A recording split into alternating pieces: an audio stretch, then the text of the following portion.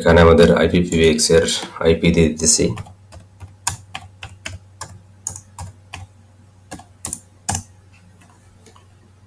এখন এই জায়গায় ডিফল্ট অবস্থায় আছে, তা ডিফল্টের পাসওয়ার্ড ডিফল্টে থাকে, ডিভাইসের পিছনে এই পাসওয়ার্ড পাওয়া যায়। তো এখানে আমাদের প্রথমেই আইপি ইন্টারনেট কানেকশন করে নিতে হবে, আইপি দেখে তারপর জায়গায় লগ ইন করার পরে এই জায়গায় অ্যাডমিন ডিফল্ট থাকে, অ্যাডমিন আমি দিয়ে নিলাম। এই জায়গায় পাসওয়ার্ড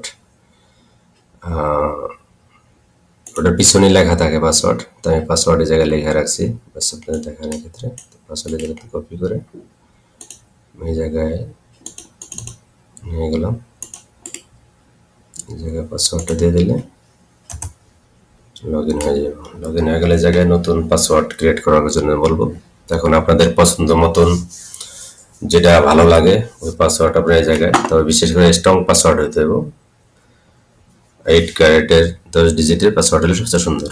এই জায়গায় ইন্টার নিউ ইউজার নেম, তো আমি নিউ ইউজার নেম ডিফল্টে রাখতে চাচ্ছি, অ্যাডমিনে থাকবো।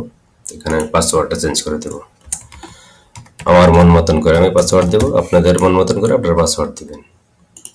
তো পাসওয়ার্ডটা অবশ্যই ক্যাপিটাল, স্মল লেটার এবং কি সিম্বল মিলাইয়া পাসওয়ার্ডটা দিবেন, যাতে এটা ইয়ে হয়।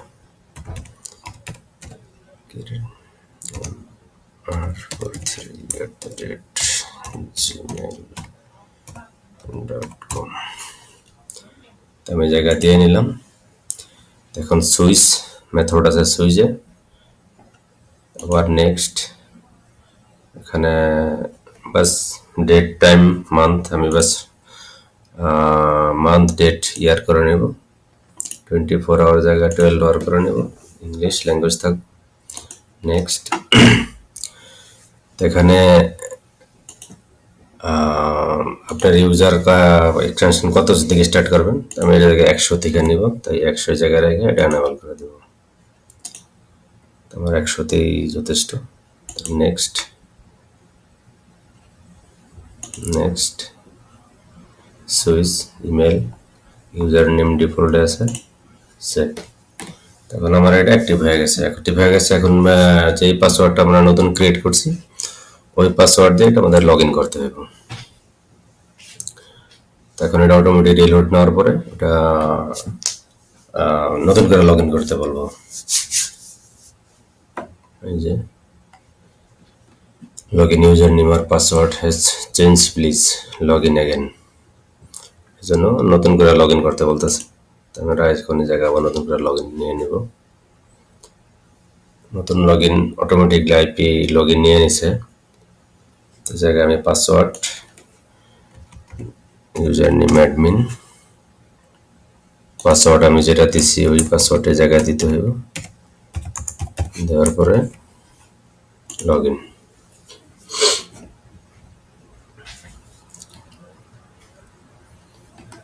আমাদের মোটামুটি লগ ইন হয়েছে, ড্যাশবোর্ডটা এরকম হয়েছে ধরেন স্টিমের। এরকম হওয়ার পরে এখন আমরা কতটুকু ইউজ হয়েছে, কতটা কি হয়েছে, এটা কি কি ফিচার আছে। ইউএসবি আছে দুই পোর্ট, এসডি কার্ড সাপোর্টার আছে, ল্যান্ডলাইন, ইন্টারনেট আছে, ফ্যাক্স আর ফোন দুটোটাই আছে। তো যাই হোক, আমরা ওদিকে আর যাইতেছি না, আমরা নতুন এটা অ্যাড কিভাবে করে সেটা আমরা দেখাইতেছি, এটাই আমাদের মূল উদ্দেশ্য। ফিচার হয়তো যে পারেন সব কিছুই বুঝবেন, ফিচার প্রয়োজন আছে তারপরে আগে আপনার বেসিক যে একটা সেটিং আছে সেটিংটা দেখানোর জন্য।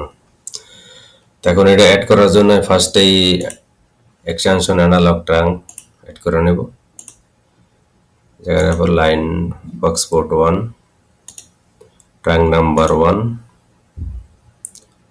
এখন এই জায়গায় টাইম দিয়ে দেবো সৌদি আরব, সৌদি আরবে আছি,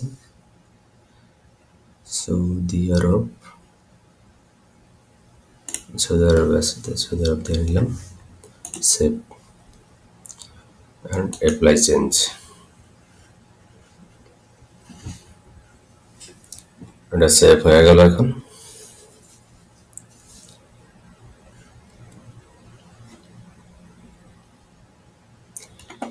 এখন এই জায়গায় আমি কিছু এক্সটেনশন অ্যাড করে নেব। যেমন প্রথমে জায়গায় কিছু ডিফল্ট আছে, আমি সবটি ডিলিট করে দেব।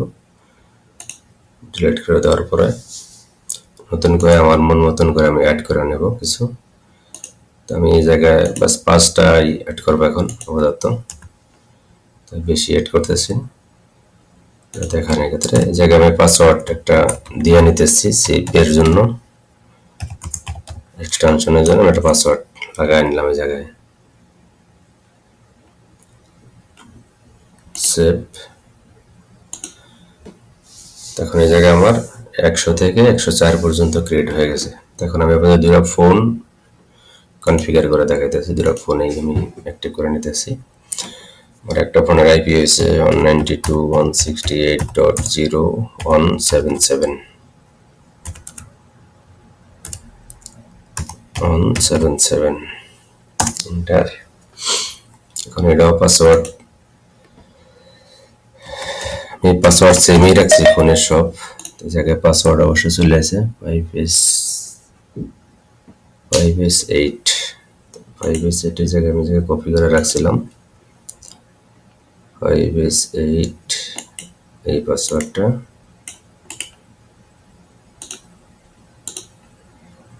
এই জায়গায় দিয়ে দিলাম,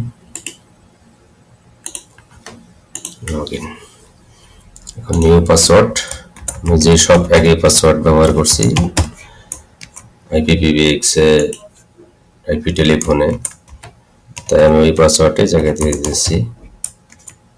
দেখানোর ক্ষেত্রে আপনারা যেভাবে চান ওইভাবে অ্যাড করে নিতে পারবেন পাসওয়ার্ড, যারা ব্যক্তিগত ব্যাপার, যারা যারা দেওয়া পছন্দ এভাবে দিতে পারেন। যেখানে প্রথমে আমি অ্যাকাউন্ট অ্যাক্টিভ করতেছি, account name Zakir sheep IP, এটা হচ্ছে যে সার্ভার PBX এ থাকবে যে আইপিটা ওটাই সার্ভার হিসেবে ব্যবহার করা হবে। সেকেন্ডারি আইপি সার্ভিস, যেমন দুইটা লাইন থাকলে দুইটা সার্ভিস, আমি একই আইপি দুই জায়গায় ব্যবহার করে দিলাম।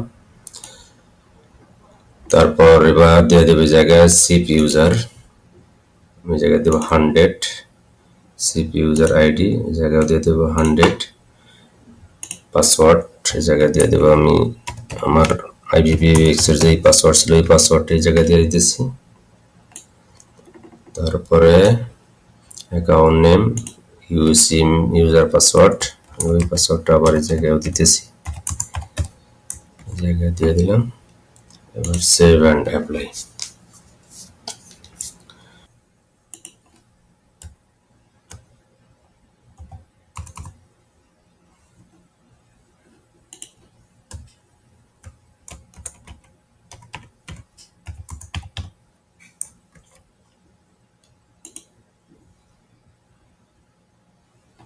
এখানে যখন আমাদের ফোন কনফিগারেশন হয়ে যাব,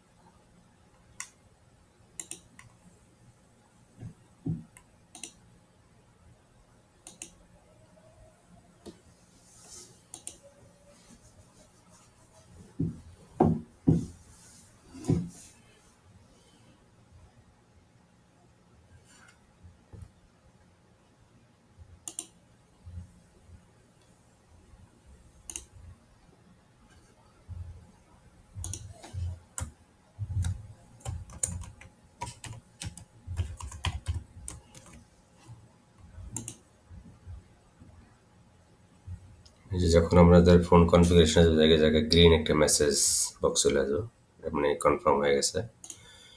এবার দ্বিতীয়টা এভাবে পাসওয়ার্ড চেঞ্জ করে নিলে জাকির 3015